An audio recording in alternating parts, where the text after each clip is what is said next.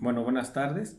Vamos a explicar hoy la actividad 2 de la unidad 3 del taller de simuladores ambientales.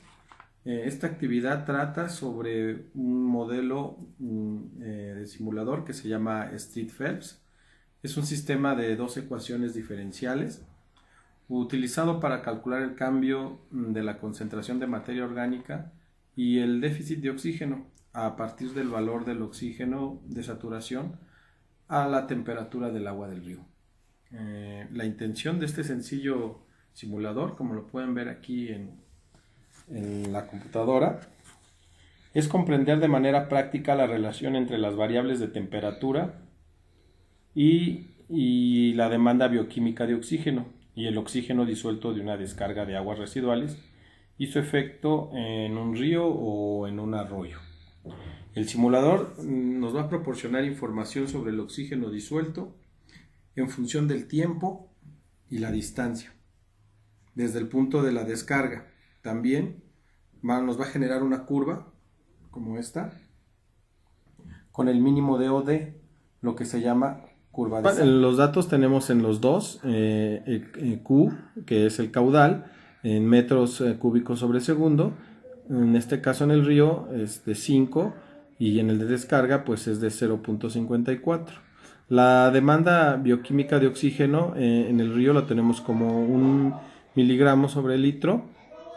Después tenemos el oxígeno disuelto, la temperatura, que en este caso fue de 8 grados centígrados, y tomamos una sección transversal de 13 metros cuadrados. En cuanto a los datos de la descarga, bueno, aquí se puede ver claramente que el DBO pues es muy alto a comparación del río, que es de 170. También tenemos un oxígeno disuelto de 2.5 y pues un incremento muy alto sobre la temperatura, que son de 25 grados centígrados.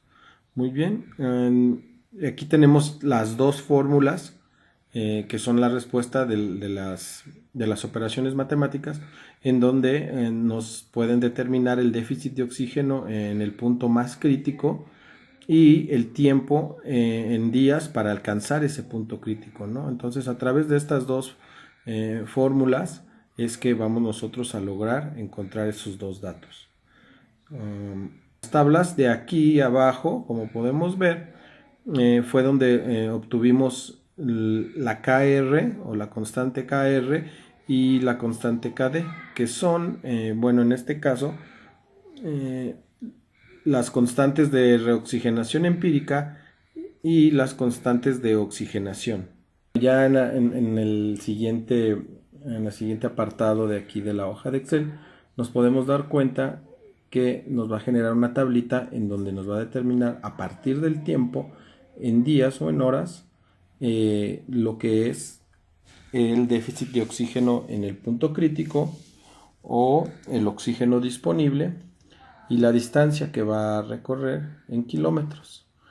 Esta tablita se va a lograr a partir de que nosotros sustituimos en estas dos formulitas en el déficit de oxígeno. Al sustituirla en esta fórmula, todo es constante excepto el tiempo.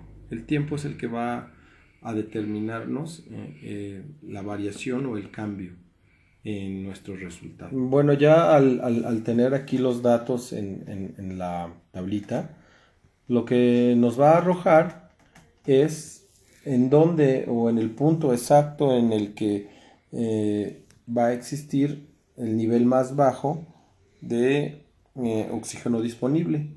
En este caso, si nos damos cuenta, es entre las 11, bueno, empieza a las 11 horas, entre las 11, las 12 y las 13 horas, que es cuando tenemos el OD en 2.5 o 2.50, que si se dan cuenta es el punto más bajo. El tiempo recorrido hasta el punto más bajo de oxígeno disuelto lo vamos a llamar como tiempo crítico. Y esa distancia desde la descarga hasta el tiempo crítico se llama distancia crítica. Entonces aquí tenemos tanto el tiempo crítico como la distancia crítica. ¿no? En este caso en 2.50 y en 16.88. Entonces podemos determinar que la distancia crítica está entre 16.88 y 19.94 kilómetros. Bueno, ya en la última parte del simulador tenemos ya gráficamente la curva SAR, en donde vamos a darnos cuenta exactamente en dónde está el punto crítico, ¿no? La simulación que se realiza pues nos va a dar el comportamiento de un río que es afectado por un flujo que es vertido a su cauce y en qué momento o en qué tiempo va a llegar el punto crítico. Se puede notar que el oxígeno disponible, disminuye durante las primeras 10 horas para después comenzar a crecer, lo que podemos interpretar como que hubo una degradación activa en ese tiempo. Luego comenzó la etapa de recuperación y para poder llegar a su estado normal nuevamente. Es decir, por eso es una curva, ¿no? Porque llegamos hasta el punto crítico, si se dan cuenta es aquí entre el punto 12, 11, 12, que es donde nos está marcando el valor de 2.50, y de ahí ya empieza a subir a 2.73, en fin, así hasta llegar nuevamente a estar en un estado normal.